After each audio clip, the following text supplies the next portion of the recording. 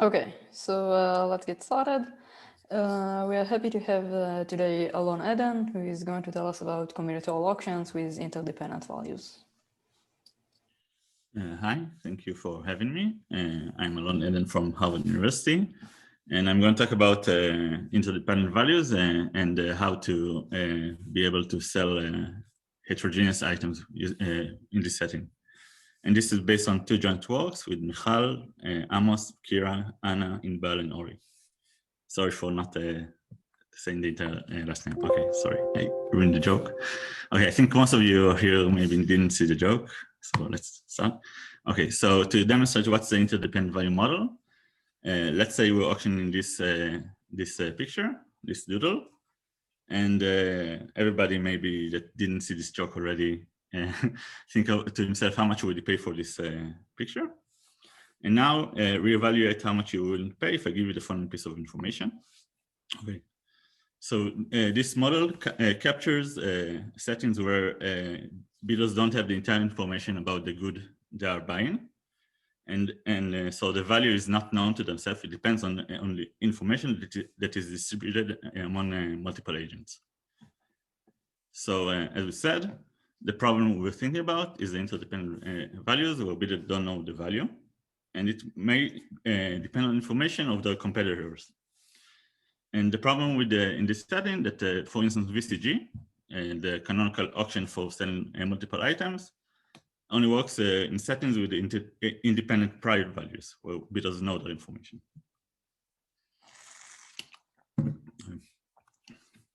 So let's demonstrate it again. So let's say the seller sells a jar of cookies. There are three bidders. One may know maybe the weight of the jar. One may know the weight of the cookie, and one may know the price of a cookie in the market.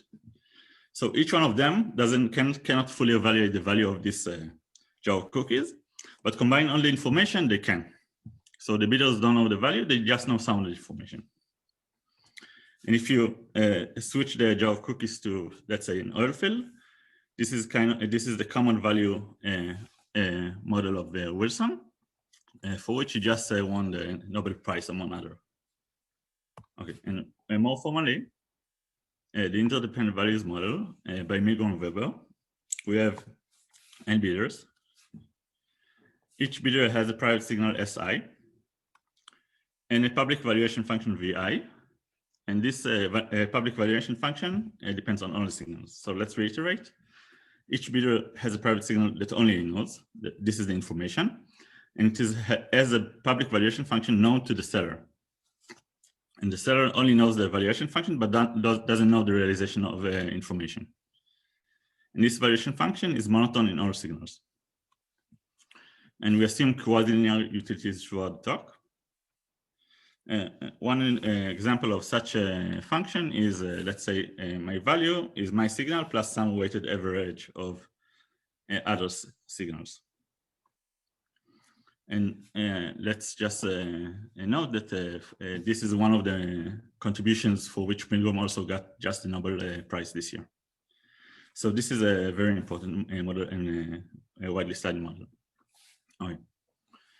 So in order to have some feeling for the model, let's present one simple generalization of the weekly auction to this setting. So let's just say we just have one item for sale. In this talk, I will talk about multiple items, but just for to get some feeling, let's think about one item for sale. And now each bidder submits his signal as bid, BI. So he doesn't submit his value, he doesn't know. He has his private information is the signal, the information he has. He submits BI.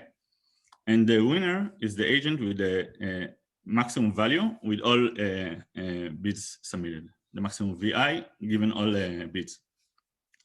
And he pays this value at his critical signal, which is the minimal bid, BI hat, in which he wins. So let's see it graphically.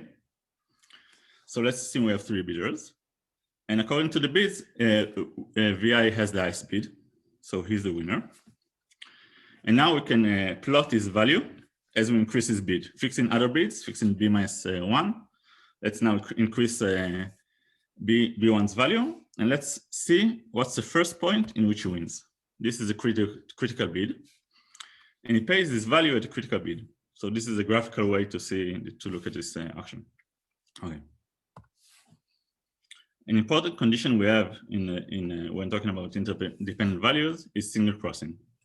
Let me just mention that feel free to interrupt me if there's anything that's not clear about the model. This is a very not standard model. Okay, so an important assumption we always have is single crossing. And roughly speaking, single crossing says that each bidder is more sensitive to his signal than other bidders are sensitive to this bidder signal. And this is a very widely used assumption. This is probably in most interdependent values papers, you'll see this assumption. So again, what's this, in math, what is this condition? It means that every bidder I, as it increases signal Si from Si to Si minus delta, from some positive delta, his value increases by more than others bidders value as I increases his signal. So he's more sensitive to his data than other bidders. And this is basically, as we see here, as we increase BI, the slope of VI is larger than all other slopes. So this is single crossing, for instance. And we call it single crossing because you can see that because the slope is larger, once it crosses another function, it's above it. So if we increase BI, once VI is the highest valuation, it remains the highest valuation as we increase BI because the slope is always larger. Okay. So at most single. Yes. If it's already above, then yeah, that's true. Sergio, thank you. Okay. So let's see that this condition implies, let's give you the intuition why it implies ex post incentive compatible. So for interdependent values, you cannot hope for a domain strategy incentive compatible, because if other bidders misquote their signal, then maybe you'll win where you don't want to win. So the strongest incentive guarantee we can hope for is ex post AC, incentive compatible. And ex post incentive compatible means that reviewing true signal is a Nash equilibrium, which basically means that if everybody else bids truthfully, my best response is also to bid truthfully. And Maskin and Oswald showed that if we have single crossing, then the generalized victory auction is ex post incentive compatible. And the intuition is that allocating to the highest bidder is monotonous signal. And we can have like an analog to Milestone's payment identity with signals. So this is basically, this is the intuition to why it's ex post AC. So it means that as I'm the winner, as I increase my signal, I'm still my bid, I'm still the winner. So this is similar somewhat to price values. Okay. But I'm not going to talk about a single item. I'm going to talk about more complicated settings of combinatorial auctions, where we have multiple items for sale. So in combinatorial auctions, we have M heterogeneous items that may be different and N bidders. And each bidder might have some value for each subset of items. So might have some different value. So let me present the model of combinatorial auctions in interdependent values. So now each bidder I still has a private signal, but it can be single dimensional or maybe multi-dimensional. Maybe it has a signal for each set of items, for each bundle. And he has a public valuation for each set of item T. And his valuation is VIT for a set of item T with the signals, with all the private signals. So again, we have private signals, public valuation functions like before, but now we have a valuation function for each set of items. And to make it concrete, let's think about unit demand. So maybe we have Vij for every item J, and the value of VIT for bundle T of items is just the maximum value of all the items in the set. But question, you are assuming that in the multidimensional signal case, that you can change the signal in such a way that you affect only one set of goods and nothing else. Yes, which is an assumption. You don't have to. You have to. You can assume there's no, what you wrote on the slide. I mean, I'm reading. Yes, but you don't have. You can have the same signal affect all. Affect all. Okay.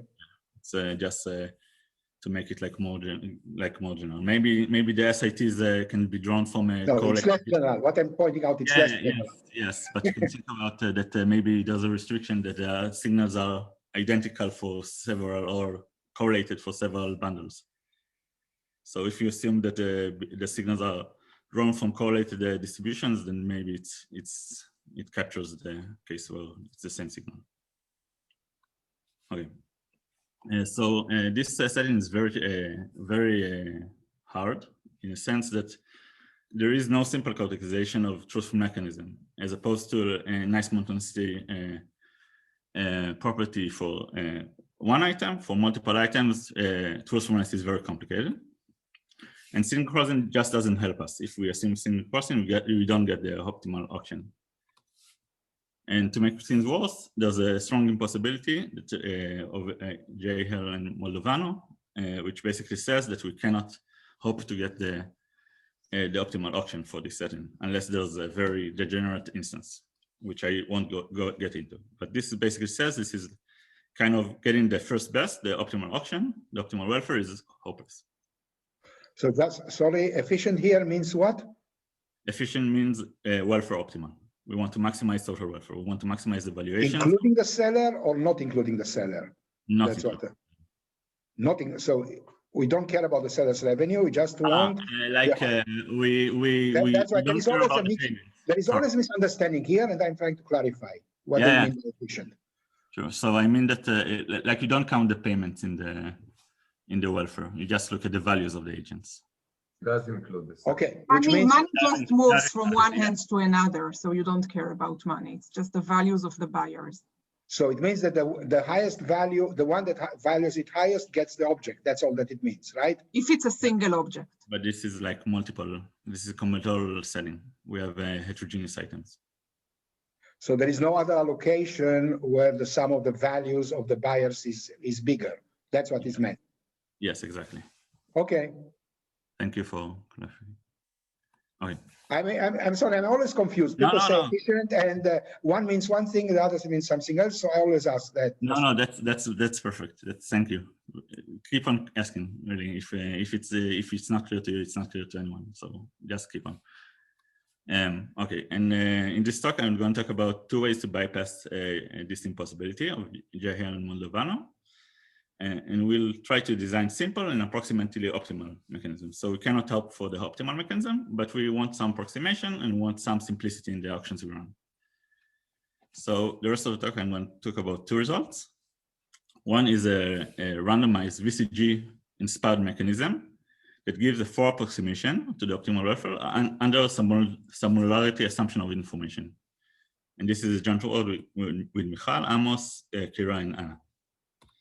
And the other one, a more recent project, it shows that running for unit demand bidders, there's a lot in this, so I'll read it out afterwards, but let's say we want to sell different items to unit demand bidders.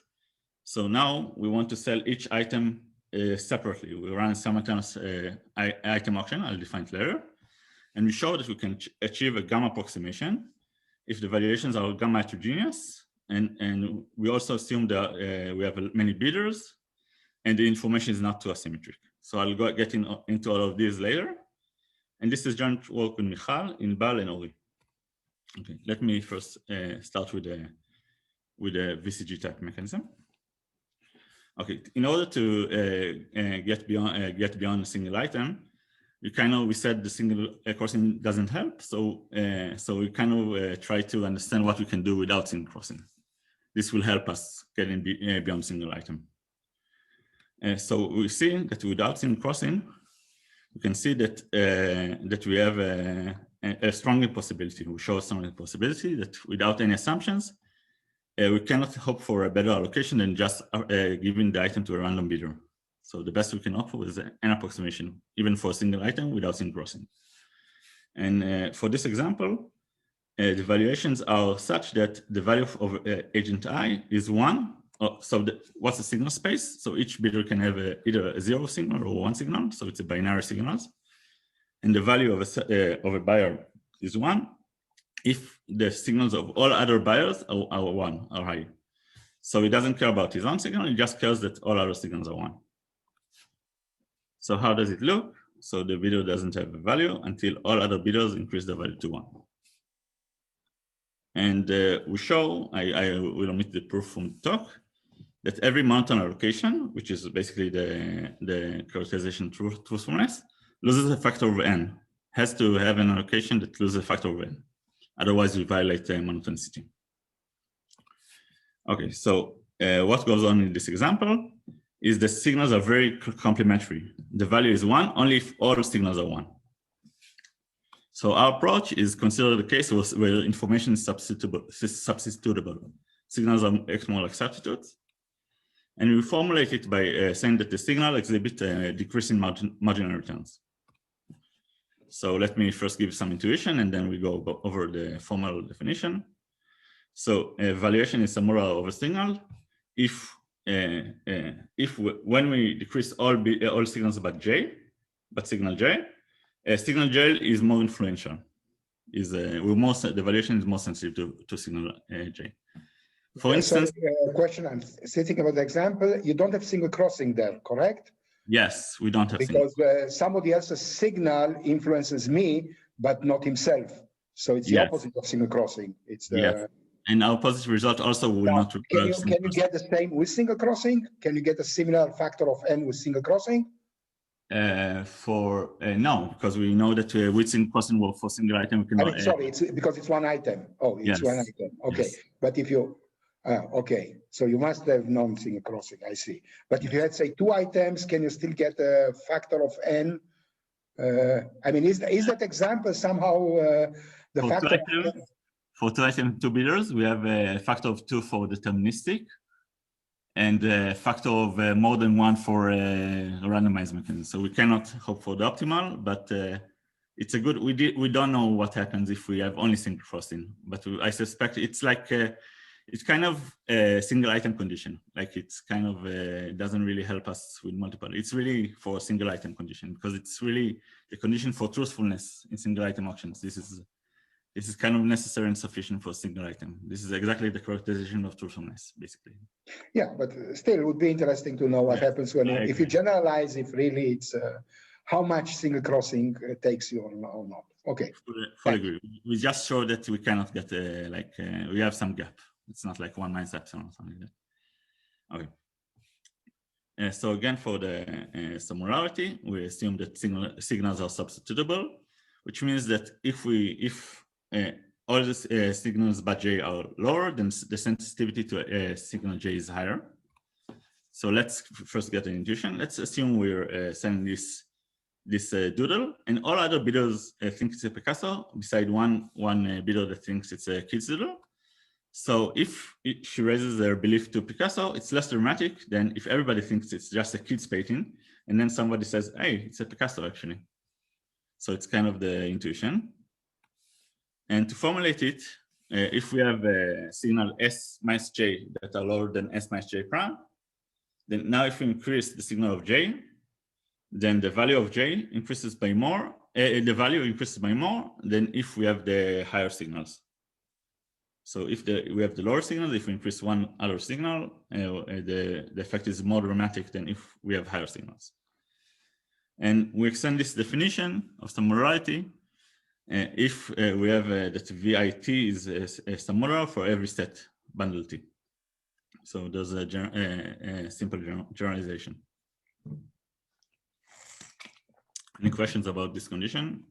Is it kind of, does it make sense? Okay, so let's first I'll show our results that we have. So we have for single item, downward cross constraint and combinatorial auctions. So in general, for single item, we can get only an optimal location only for under single crossing or relaxations of single crossing. We have nearly optimal. For downward cross constraints, single crossing, even single crossing doesn't help us. And for combinatorial auctions, we have a strong impossibility. And with similarity, we have for approximation, only with similarity, without single crossing, we have a for approximation for all of these domains. And for the combinatorial auctions, we also need separability, which I'll define later, evaluation. And we also show how similarity can help us get a constant factor approximation to revenue of a single item auction without requiring string crossing. So in this talk, I'm going to focus on combinatorial auctions. So let me show you the result for combinatorial auctions.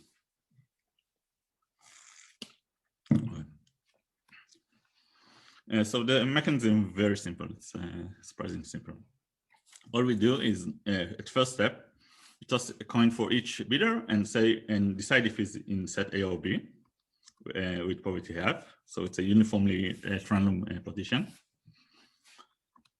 And now for each agent I in A and each bundle T, we set the weight of this agent for the bundle T as the value with his signal and signal of the set B. So we have a set A of possible winners and set B for which we only get the information. We have this partition, and now the value of agent I for every bundle T is the value with his signal and the signal of the set B. So these bidders in B kind of don't have an incentive to misreport their signal because they're not winning anyway. They're just there for sampling. And now, okay, and if an agent in B, let's say we have sorry. You mean 0, not B minus I, but A union B minus A. Sorry. Yeah. You mean A? It's not B minus I there. No? Yes. Sorry. Let me. Okay, that's perfectly correct. Sorry, I changed the colors in the. I needed to change this. That's true. Sorry. How do I play? So long as there is nothing hidden there, just you go on. I was just. Yeah. Sorry. Yes. Let me play it again. Oh. Forget it now. Yeah. Sorry. I won't fix it. Just. Yeah. That's a good point. Yes. Yeah. Change the sets and I didn't notice. Thank you. Okay. So let's go back. Okay, so again, we have a uniform partition. And the value, okay, now it's SA of set T, the signals of set A for bundle T. So for each agent I, his value is his value with his own signal and signals of the sampling set. And now, we assume the weights are 0 for all other bidders in B. Sorry, I'm still confused now. Bidders in A, again, repeating words. Sorry. The weight of an agent for a bundle T is the value with his own signals and the signals of agent in B. When 0 in the other group. Yes. He just ignores his people in his own group. Yes, this is 0. Okay, the 0 is 0 of A minus I. Okay, that's what. Okay. You're right. Thank you for the catch. Thank you. So again, the weight is my value with my signal and the signals of set B. So I zero out the signals of the cell zeros out the weights of other bidders in A to complete the proxy value, the weight. Now with these weights, we compute the optimal allocation to bidders in A. Okay, so this is just kind of a VCG on a subset of the bidders with proxy valuations. So it's a kind of a mix between random sampling and VCG. And the key lemma that we'll use to show the approximation is that condition on some agent being set A is expected weight is at least expected half of the expected value he has for the set. And this is where we use the similarity assumption. Okay, and first let's show how using this lemma we'll get the approximation. So let S1 star to Sn star be the optimal allocation of bundles. S now is bundles, not signals. So now the allocation maximizes the weights, has a higher weight than the weights of the optimal allocation. Okay. And what is the weight? So it's for bidders in set A, we have the weight for the bundle Si star, because these weights are not zeroed out and all others are zeroed out. So now here we use a linearity of expectations, and just the fact that we only use the weights of set A. Okay, and now we have that this weight is at least half of the weight in expectation of the real weight, the real value, and the probability of sorry, this should be sum. Oh, sorry. Okay, so now we have that this probability of being set A is half, so this is where we lose a factor of 2, and we lose a factor of 2 in the value by the lemma. So this is like the half of the weight. Sorry, I'm missing a little bit here. Half of the weight of this set to the agent. So we lose a 4 in the approximation. So now, is the lemma something we should understand, or are you going to explain it? I'm going to show it now. Oh, okay. Okay, so what's the lemma? Now, let's say we take some agent I, remove it from the equation, and we take its signal and signal of a random subset of bidders. Then the expected value with his signal and the signal of the random subset of all other bidders beside him gives us half of his value. This is what we want to show. Okay, so let's show it. So for this, we'll couple 2 events. Let's first think about, let's say we take a set of C of bidders as the set. Sorry. Alon, I think your typo is. Yeah, it's propagating. It's propagating. Yeah, now it's like no, it's not. Now it's like you should be A with B. Now it's okay because it's a different A and B. When we instantiate the lemma, then we'll switch back. Yeah, sorry, I switched the letters and I didn't switch in all places. Thank you. But yeah, this is still the lemma that we use. We just rename A and B and it will be fine. Here it's fine. Okay, so we want, okay, so let's first assume the set of bidders that we take the signal is set C. And we drop the signals of the set D of agents. This is event 1. And now we have event 2, where where basically set D and C switch role. Now we take the signals of set D, and we don't take the signal of set C. And because we choose each signal to each bidder with probability have to be in one set or another, these events have the same probability. So we'll couple these events. And what we want to show basically is that in order to show the proof, we show that the value in the first event plus the value in the second event is at least the value. I guess A union B is everybody except I. Do you understand correctly? Yeah. Like it's not A and B, which were the 2 sets you divided into. Yeah, but because we have for each bidder, we have independent draw. Like each bidder is so even if we condition on taking I signal, we still have the probability of half of each bidder, other bidder to be in set A or B because we have independent. No, that's okay. But here A and B do not contain I. That's important. Yeah. So here, for the coupling. Yeah, that's right. We always take I, and now we choose which set is A and B, and we say either and we couple 2 events, either set C is set A and set D is set B, or they switch roles. And we'll show next that the value in the first event plus the value in the second event is at least the value. And because these events have the same probability, then we lose a factor of half. We'll just couple all of these events together. Okay, so let's show it. So let's consider the value of I with its signal and signal of set D. Then by non-negativity of valuations, this is more than his value minus some positive amount, which is the value only with this signal, zeroing out all other signals. And now this is I won't show, but you can kind of this follows for some morality. Okay, this is more than so the effect of a signal of set D. If we increase the signal of set D of agents from 0 to S, it's more dramatic if we have all other signals of set C are 0 than if we have the real signals of set C. So this is against submorality. If the signals of set C are lower, then the effect of signals of set D is higher. This is just follows, this is basic arithmetic from somewhere else. And that's what you use, that I is not in C. Yes. Yes, exactly. And now, basically, the first term is just the value with all signals, right?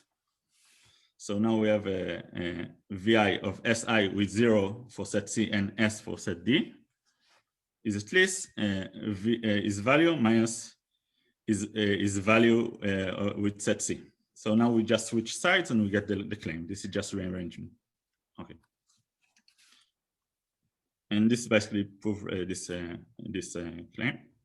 Okay. And for truthfulness, I won't go over truthfulness. I just give you some glimpse.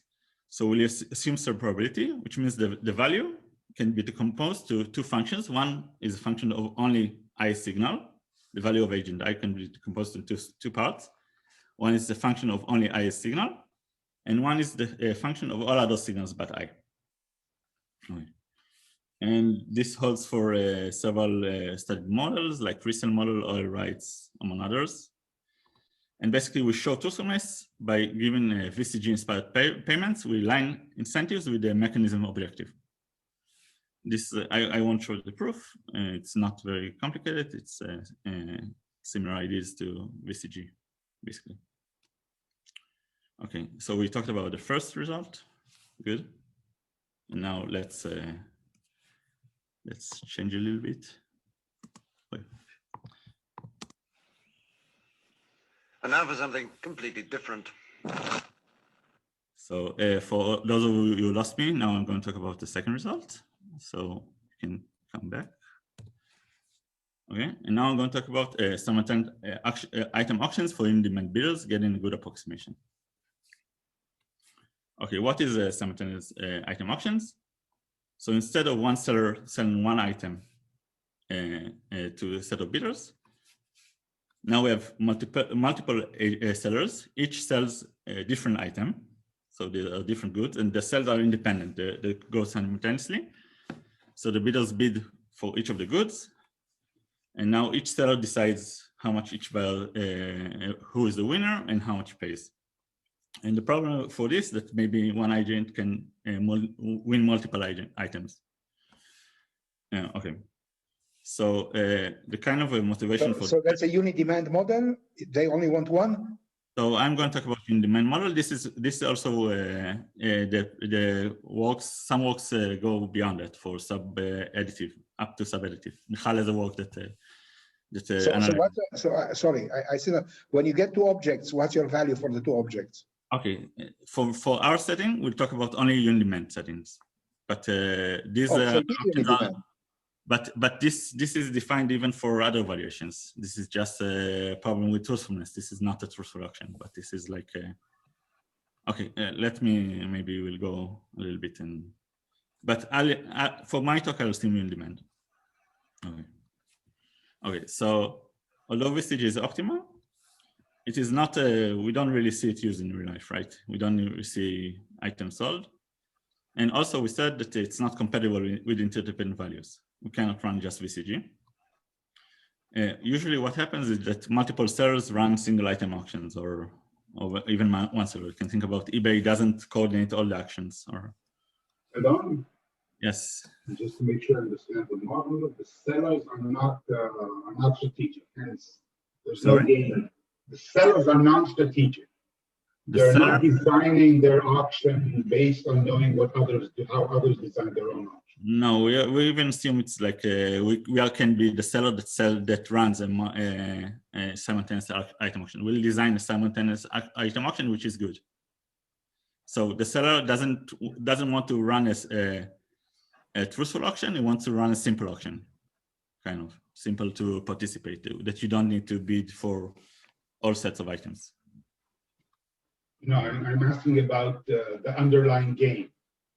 Yes, the game could be seen as a game where there are bidders and sellers and everyone is strategic. The sellers need to design their mechanism and what's going on in terms of the game.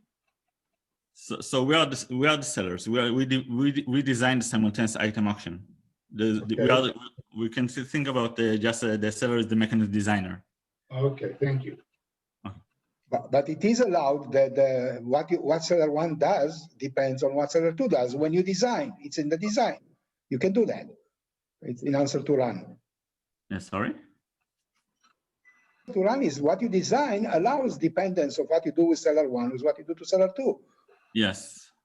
But that's in the design. No, but we sell strategic. each item independently. So what happens in one auction doesn't from the seller's perspective, doesn't affect what happens in another auction for another Yes, item. but the rules of the auction may be interdependent.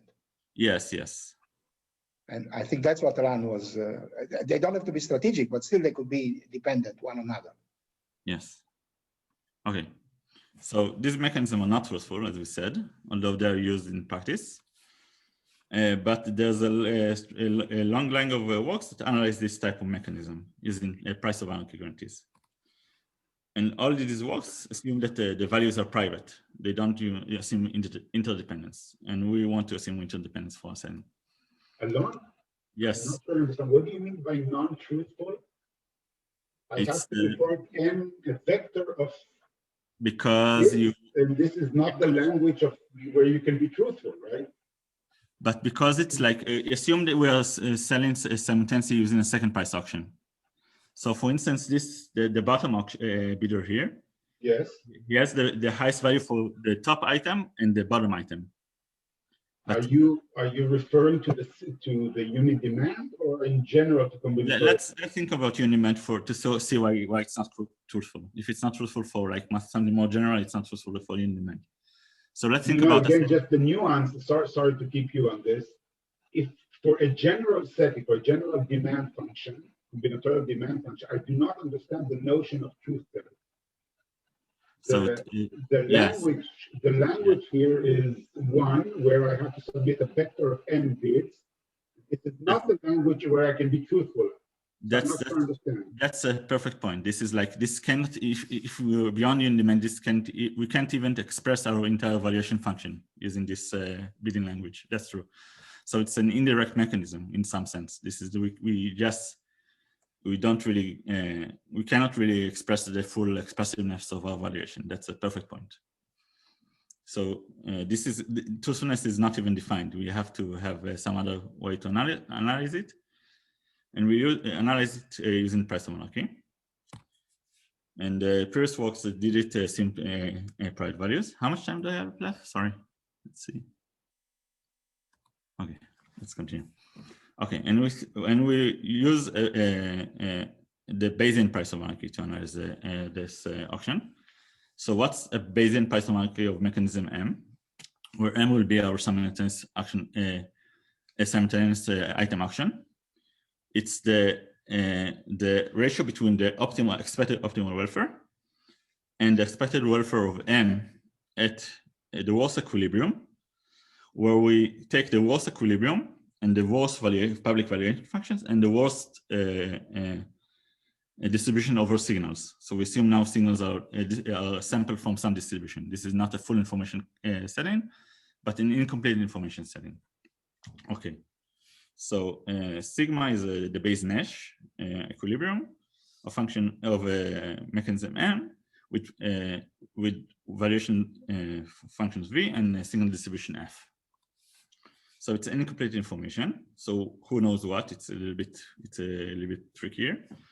So the agents know the mechanism M, the strategies of other bidders sigma because it's an equilibrium, and the signal distribution of other bidders. They don't know the real signals. They don't know the agents don't know the other bidders' real signals.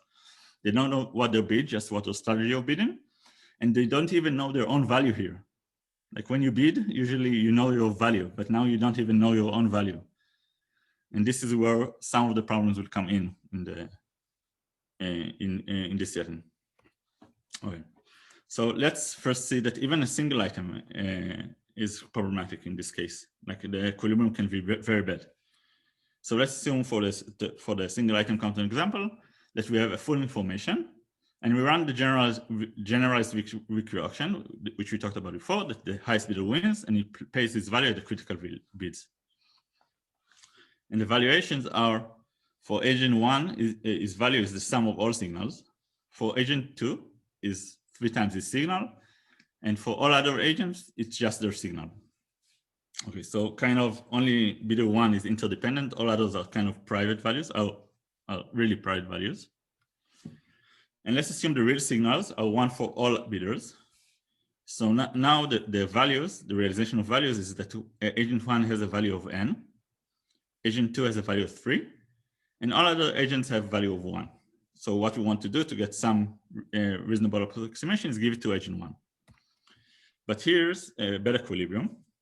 So the beta equilibrium is basically all the small bidders, all the bidders beside agent 1 and 2 don't have any chance to win this auction. So they kind of don't have any incentive to bid anything but 0. So if they bid 0, they still aren't the winners. They won the winner before. So for them, they don't have any beneficial deviation.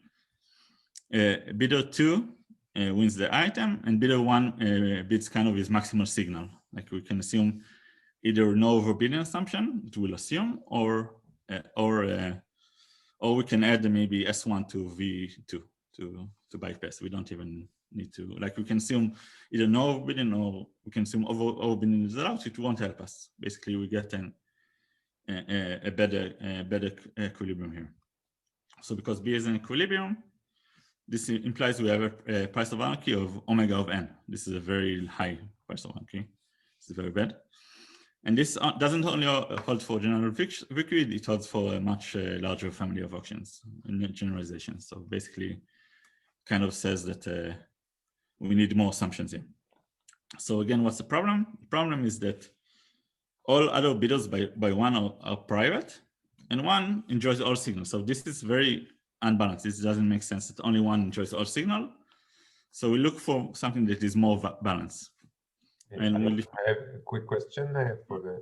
So is this like agent 3 and on 2 and on are 3 and on are like playing dominated strategy in a sense? Is this the problem here? Sorry, is which agents? Moshe, which agents play dominant strategy? 3 and on. 3. Like, what do you mean by dominant? Like they don't have any chance to win. I'm not sure what you mean by like. But they never lose by saying 1, right? Yeah, they never lose. Or exactly, they're not an undominated strategy. Exactly, this is like. Okay. They kind of, yes. Okay, so again, but the main problem here is that it's very unbalanced. Like we have basically one bidder that is interdependent and he cares about all signals, and all others only care about their private signals. So we say this kind of doesn't make sense. So the way we bypass it by assuming something we call gamma heterogeneity, which basically says that an influence of a bidder on 2 other bidders is not too different. It can be that only 1 cares about other signals and others don't care about other signals. So another definition, valuation is gamma heterogeneous if for every 3 agent, I and J prime, which are different, the influence of agent I on the 2 agents, J and J prime, is not different, too different, which means that the difference in value of agent J when I changes his signal by delta is not much smaller than the difference in agent's J prime value. So does it make sense? So again, if I increases the signal, then it can be that only one valuation changes and the other does not change at all. It has to be some boundedness in so Alon, this in a sense means that it cannot be that like 2 agents have very strongly correlated signals, whereas the others are not correlated. Because those who have correlated signals don't learn from each other. So this doesn't apply to agent I. Like it still captures private values. Like agent I can only, like it can be the case that agent I cares much more about his signal than all others. No, I'm saying, let's say agent 1 and 2, their signals are essentially the same, they're correlated. Okay. They have access to the same information. And all the other agents have access to independent information. Then this violates your heterogeneity. Yes? Yeah. You can't have like you can't have like two bidders that only cares about each other's signal, let's say, and all other bidders care about, like, you can't have like islands of bidders. No, I mean the other way around. That I doesn't care about the signal of one, doesn't care about the signal of two, because one and two have exactly the same signal. So they don't care about the signal of each other, but they care about all the other signals. And likewise, everybody else cares about all the other signals. Like if one and two don't care about, you're saying, okay, one cares about, one, two don't care about each other's signal, all others. Because they already know it. But all others care about one and two signal, yes. And about each other's signal. Yeah. It sounds like, if I understand correctly. Yeah. Like, this is a pretty strong condition, but I think we can relax it, and we didn't care about relaxation too much. Okay, so thanks. Yeah. Okay. So in the previous example, of course, there's one signal that causes one agent cares about all other signals, and all others are private. So in the other example, we had gamma equals infinity.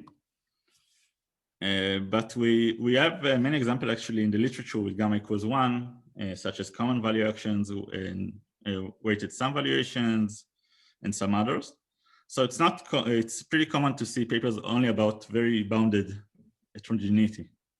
So gamma equals 1 means you have equality there, right? It affects everybody the same. Yes, but it's not common value. Change J prime, right? Yes. But it's not. It doesn't. It's not on. It's not necessarily common value, because you have still the SI. I didn't say common value. I said what you have above in the formula is equality with that. The change in Vj and the change in Vj prime for any change J prime is always the same. Yeah, exactly. Yes. Okay. I just want to stress that this is not the only common value. I agree. I just want to stress. Okay. So let's go over results. So we show that so in the lower bound that we showed, is even sin crossing. It's with no bidding. It's with some morality. Everything holds here, and we still have an n lower bound. So under standard assumption, we cannot kind of hope to be better than omega n. With gamma heterogeneity for single item, we show a tight gamma approximation for the generalized victory, but still for multiple items and multiple buyers, we still can have a bad example. And we assume something that I'll define later to get past it, that we have, something missing here. Okay, so we have, let me change it quickly. Where did it go?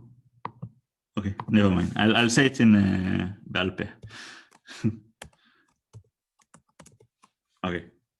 Okay. So we need to assume for the multi-item case something that we call delimited knowledge asymmetry, which basically means that in the optimal allocation, it's not the case that every item is only affected by one signal. It's more like the information is distributed more widely. But this only helps us in the case that we have roughly the same number of agents and items. That we have like large market, we have more agents than items, let's say. But if we have many items, then even with these all conditions, and even with the common value auction actually, we have a lower bound of something like log n, which basically says that we cannot hope for something that doesn't depend on the number of agents. So again, there are two columns that look the same, but they are not. I forgot to edit.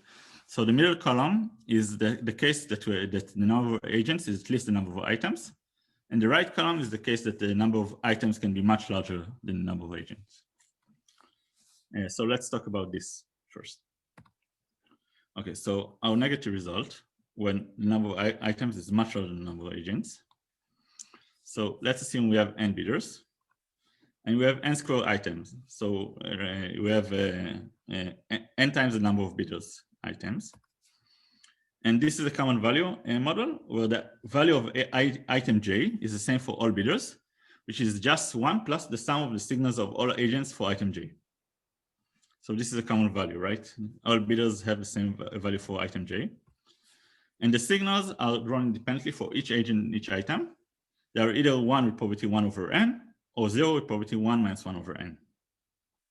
So each agent has a very, independently, has a very small probability to get a high signal for any item. And these are independent.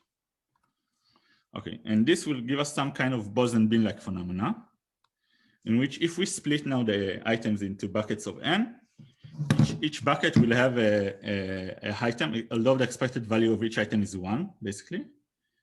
Each bucket will have a very valuable item, which was something like log n over log n. So if we give the valuable item in each of these buckets to each of the agents, different agent, we get something like n log n over log n. Okay, but the problem is that the agents don't know what's the valuable items, and we'll assume no overbidding. Otherwise, we can show that basically other things go wrong. So if we assume no overbidding, kind of it implies that no bidder can bid on more than something like log n items. So each bidder only bids on log n items, which means that in the set of each bidder, we could, again using Bose-and-Bin type analysis, the welfare of the best item is something like log n, which means that the achieved welfare is something like n log n over something with lots of logs. So so basically we show that the optimal welfare is something like n log n, but in every auction that assumes no overbidding, we get something like n log n. So we show a non-constant gap. We show a gap that depends on the number of agents. So basically the problem here is that although the values are common or the same for all bidders, they don't know which is the valuable item because they have access only to their information. Okay, so we talked about this result. And now let's talk about the regime a little bit, where we have more agents than items. And we'll assume something we call delimited knowledge asymmetry. So let's define the truncated value V tilde as the value of agent of agent I and item L by zeroing out the most influential signal but agent I signals for item L. So this is kind of what does a single other bidder, what does it contribute the most to my value? So I want to say it cannot be the case that only a single agent affects my value. And op tilde will be the optimal welfare using the truncated valuations. And limited knowledge asymmetry means that op tilde and opt are not very far apart. And kind of like you can find example where they are, but we show in the paper a couple of natural examples that have this condition, and I think it's pretty natural in many settings. And let's describe our mechanism. So we run something that we call a privatized second price auction for each item. So what is this simultaneous item auction? The bids are that each bidder bids either a single BI or doesn't participate in each auction. This is different than the standard simultaneous auctions, where you don't have an option to not participate, but we have to have this for individual rationality in our setting. The winner is for each item is the maximum value valuation of participant bids using only his bid and zeroing out other bids. So this is a little bit different with zero out other bids. We only take into account each bidder's bid, and he pays the second highest privatized value, the value of other bidder with only his bid. And we show that basically this auction has a D gamma squared approximation, a price of anarchy for unit bidders under gamma heterogeneity and D asymmetry or D knowledge symmetry. And when the number of agents is at least the number of items. And just very high level of the techniques, because I probably don't have time. And how we prove this result is we take the benchmark and we split it into two terms. One is how much does each bidder signal affect the benchmark, contribute to the benchmark. And the other part is how much other signals contribute to the benchmark. So you can see that the first part only takes each bidder signal, the self part, and the other part only takes into account how much other signals change the valuation. Okay.